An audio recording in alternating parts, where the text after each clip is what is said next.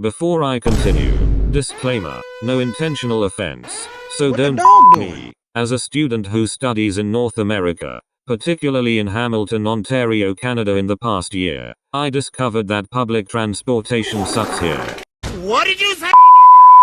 Oh yes, despite being sucks hell sometimes, no. it's good. I'd like to give a memorable honor to the kind Canadians who helped me in opening the door and the chill dust atmosphere that made me feel like an animated character doing some romantic stuff. Anyways, back to today's topic. As a kid who grew up in a city called Hong Kong, I enjoyed its well-connected and frequent public transport system throughout my life.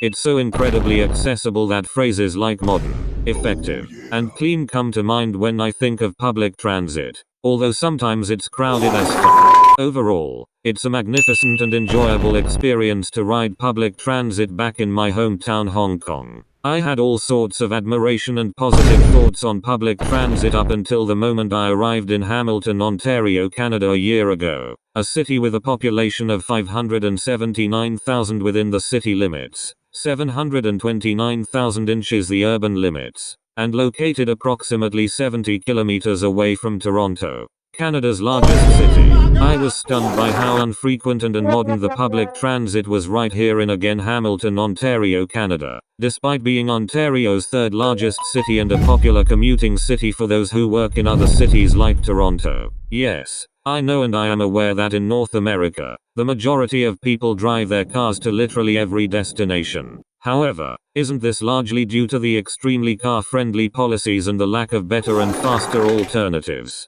Oh yeah, and those wide creepy roads with numerous lanes are also a contributor to this sticky situation now, in my opinion, I guess. Well, to be fair, my experience and connections with those Canadian big cities are comparably much lesser than Hamilton, Ontario, Canada, so I'm not sure on how good they are. If you're living in those, comment, please. Now let's talk about regional transit that serves the GTA area. To kickstart this, GO Train, an hourly service between Hamilton to Toronto. Imagine missing a train. GO Bus is also an hourly service between Hamilton and Toronto, plus congestion during particular periods. And Hamilton City Bus typically operates with an average frequency of 20-25 minutes per bus, with a few exceptions for routes that run exclusively within the downtown area. There was a time when I missed the bus that travels from downtown to Upper Hamilton and had to wait in the freezing cold for half an hour like an idiot until the bus finally arrived, and it was like a Jesus to me.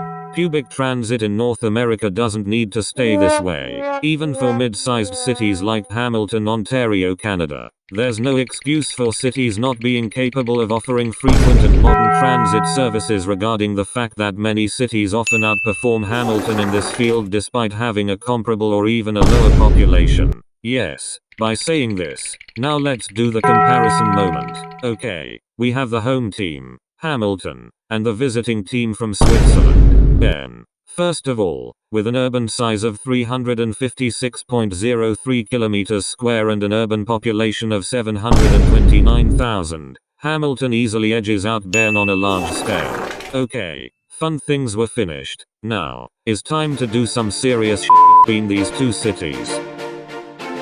On public transport. Shut the fuck up. Okay, let's start. The first competitor, Hamilton, with 0 metro lines, 0 tram lines, and 42 bus lines. In the other hand, the second competitor, Bern, with 13 S-Bahn lines, 5 tram lines, 32 bus routes. To conclude this match, Bern easily edges out Hamilton by a final score of 69-2. I know.